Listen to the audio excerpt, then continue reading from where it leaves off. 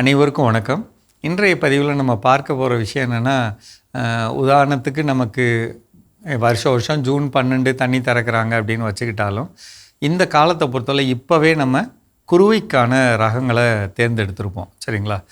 இந்த வருடத்தில் உங்கள்கிட்ட கேட்குற ஒரு முக்கியமான விஷயம் என்னென்னா, ஒழுங்குமுறை விற்பனை கூடங்கள்லையோ அல்லது நேரடி கொள்முதல் நிலையங்கள்லையோ நம்மளுடைய நெல்லை கொண்டு போய் போடுறோம் அப்படிங்கிறப்ப அதிகமான விளைச்சல் வரணும் அப்படிங்கிறதா நம்மளுடைய ஒரே குறிக்கோளாக இருக்கிறப்ப ஏடிடி 37, ஏஎஸ்டி 21 இது மாதிரியான ஒரு குறிப்பிட்ட ரகங்களை கண்டிப்பாக ஒரு ஏக்கருக்கு 2500லேருந்து 2600 கிலோ தரக்கூடிய ரகங்களை போடுறதுங்கிறது ஒரு பொதுவான ஒரு நிலை. சரிங்களா? ஆனால் அதே நேரத்தில் நான் இப்போ சொல்லக்கூடிய ஒரு முக்கியமான செய்தி என்ன அப்படின்னா, அது மட்டும் இல்லாமல் சன்ன ரகங்கள் அரசாங்கம் சன்ன ரகத்துக்கு கூடுதல் விலை கொடுக்கறதோட எல்லா விதத்துலேயும் அதை அதிகமாக ப்ரொமோட் பண்ணி, அதாவது அதை அதிகமாக நமக்கு கிடைக்கணும் அப்படிங்கிறதுக்காக அரசாங்கம் முன்னேற்பு பண்ணக்கூடிய நிலைமையில் ஏடிடி 51 ஒரு 180 நாள் பயிர் இருந்தாலும்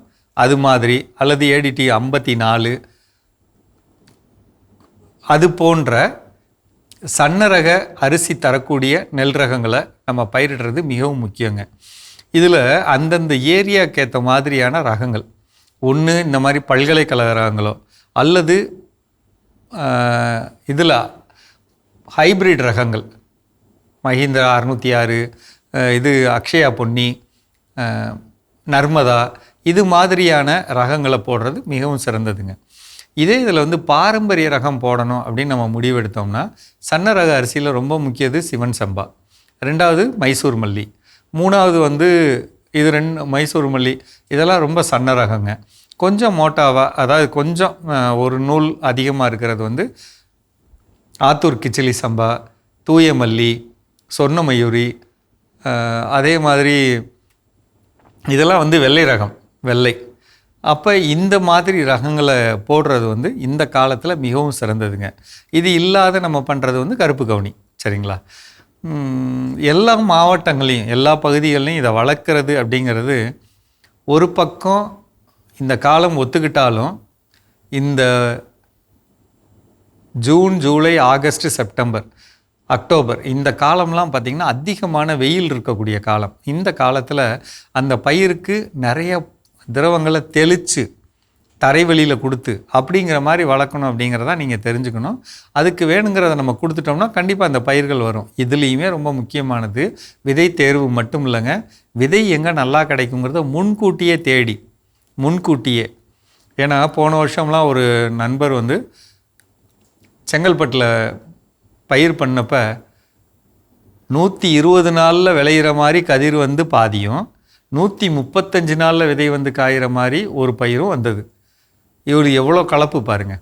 அப்போ அந்த கலப்பில்லாத விதைகள் வச்சுருக்கக்கூடியவங்க யாருங்கிறத முன்கூட்டியே நம்ம கண்டறிஞ்சு அதுக்கேற்ற மாதிரி வாங்கி வைக்கிறதுங்கிறது ரொம்ப முக்கியம். இதில் கையறுவடை பண்ணவங்களாம் இருக்காங்க. கையறுவடை பண்ணி அதுக்கான ரகங்களை தேர்ந்தெடுத்து வச்சுருக்கவங்களாம் முன்கூட்டியே இந்த மாதிரியான நெல் பாதுகாப்பாளர்கள் அல்லது விற்பனையாளர்கள் அவங்கள்ட்ட பொருள்களை வாங்கி வச்சுட்டு நெல் சாகுபடி பண்ணுறப்ப நமக்கு நிச்சயமான வெற்றி கிடைக்க வாய்ப்பு இருக்குங்க. நம்ம இப்போ தயார் பண்ணாலுமே எந்த ரகமாக இருந்தாலும் அந்த ரகத்தோட விதைகள் நல்ல திடமாக கிடைக்கிற மாதிரி ஒவ்வொரு கொத்துலையும் அதிகமான மணிகள் எண்ணிக்கை இருக்கிற மாதிரி கதிர்களை தேர்ந்தெடுத்து அதில் இருக்கக்கூடிய விதைகளை தனியாக பிரித்து வச்சு நம்மளுடைய விதைகளுக்காக சேமித்து வைக்கிறதுங்கிறது ரொம்ப முக்கியமானது. அப்படி செய்கிறப்ப நிச்சயமான வெற்றிகளை நம்ம பெற முடியும். கொஞ்சம் யோசிச்சு பார்க்கலாம். அது பாரம்பரிய நெல்லாக இருந்தாலும் சரி, பல்கலைக்கழக நெல்லாக இருந்தாலும், ஆந்திர நெல், அதாவது பிபிடி, ஆர்என்ஆர் அது போன்ற ரகமாக இருந்தாலும் சரி, அல்லது மேம்படுத்தப்பட்ட ரகம், அதாவது மஹிந்திரா,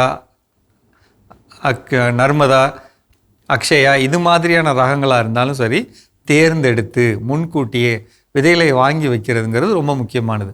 அப்படி செய்யுங்க. சரிங்களா? மீண்டும் சந்திப்போம்.